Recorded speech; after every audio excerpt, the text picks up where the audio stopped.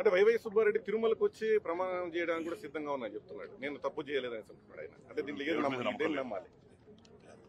ఇప్పుడు సిద్ధమా? నేను ఇక్కడనే ఉన్నా. రిపోర్ట్ క్లారిటీ ఇంకేం కావాలి ఆయనకి? అంటే ఆయనకి గ్రిప్ లేదా? ఈయోగా ఉన్నప్పుడు ఆయన తెలియదా ఏం జరిగిందో? ఆనాడు ఏం చెప్పారండి వైవి సుబ్బారెడ్డి గారు ఒక మీటింగ్ లో? అవుతే ఏముంది ఒక 5,000 పెంచుదాం, అవుతే ఏముంది ఒక 10,000 పెంచుదాం, ఫీ అవుతే ఏముంది 15,000 పెంచుదాం అన్నాడు. అంటే ఎంత అహంకారంగా వివరించారండి. అంటే సామాన్యులు దేవుడి దగ్గరికి వెళ్ళకూడదా? దర్శనం చేసుకోకూడదా? అంటే అడ్డగోలుగా అన్ని పెంచేస్తే సామాన్యులు ఇబ్బంది పడేదానిక? ఆ వీడియో కూడా బయటకు వచ్చింది, మీడియా మిత్రులందరి దగ్గర ఉంది ఆ వీడియో. నేను సూటిగా ప్రశ్నిస్తున్నా, అది చెప్పింది అవునా కాదా? ఎస్, నేను తిరుపతిలో ఉన్నా, రండి, నేను ప్రమాణం చేసాను, నేను సిద్ధంగా ఉన్నా, దాంట్లో ఎలాంటి సందేహం లేదు. ఇంకా రిపోర్ట్లు వచ్చిన తర్వాత మేము ఎందుకు భయపడాలండి? చాలా క్లారిటీగా ఉంది. వైవి సుబ్బారెడ్డి గారు కూడా నేను సూటిగా ప్రశ్నిస్తున్నా, గతంలో మీరు ఇలానే పింక్ డైమండ్ రాజకీయాలు చేశారు. ఆనాడు ప్రత్యేకంగా నా పైన, మా ముఖ్యమంత్రి చంద్రబాబు నాయుడు గారి పైన ఆరోపణలు చేశారు.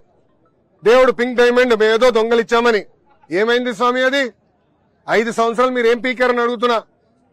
అంటే రాజకీయం చేస్తాం తప్ప పవిత్రత కాపాడుతాం మీకు తెలీదా అని సూటిగా వైవి సుబ్బారెడ్డిని నేను ఈరోజు ప్రశ్నిస్తున్నాను. మీరు ఆధారాలు చూపిస్తుంటే భూమన కరుణాకర్ రెడ్డి మాత్రం చంద్రబాబు గారి మీద విమర్శలు చేస్తున్నారు. దాన్ని ఏ విధంగా చూడాలి? దేవుడి పైన వాళ్ళకి నమ్మకం లేదు, ప్రజల పైన వాళ్ళకి నమ్మకం లేదు, ప్రజలు ఇచ్చిన తీర్పు పైన కూడా వాళ్ళకి నమ్మకం లేదు. ఇంకేం చెప్పాలా? అంటే ఆధారాలు ఉన్నాయి, ల్యాబ్ రిపోర్ట్లు బయట పెట్టాం, ఇంకేం కావాలి వాళ్ళకి? ఇంకేం కావాలి?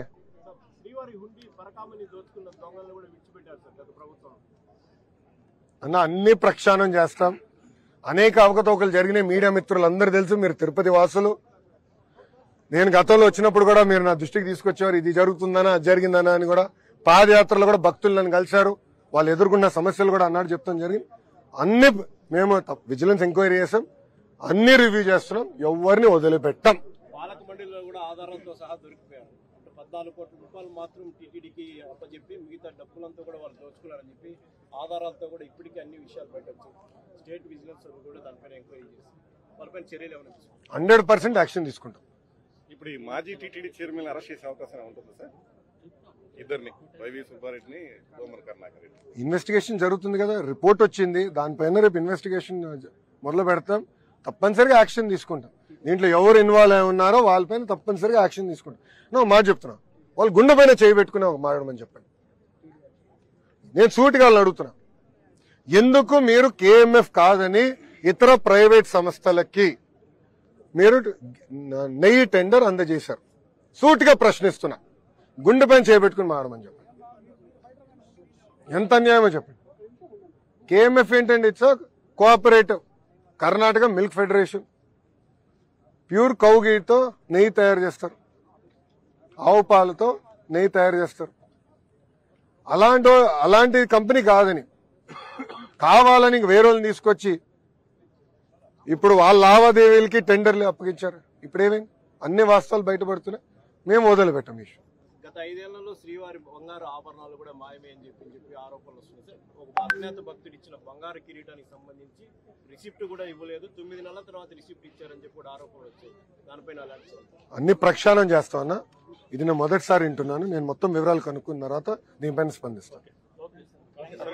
500 కోట్ల రూపాయలు మెయిన్ ఇందులో కమిషన్ల ద్వారా చేతులు మారాయని బీజేపీ, టీడీపీ నాయకులు మీడియా సమావేశంలో పెట్టడం జరిగింది.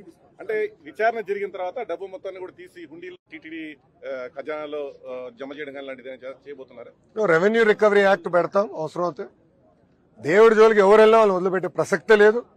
ఆనాడు చాలా స్పష్టంగా చెప్పాం, ఏ అధికారులు కానివ్వండి, రాజకీయ నాయకులు కానివ్వండి, చట్టాన్ని ఉల్లంఘించి ప్రజల్ని ఇబ్బంది పెట్టారో, మా కార్యకర్తలు ఇబ్బంది పెట్టారో వాళ్ళందరినీ వదిలిపెట్టానని చెప్పా.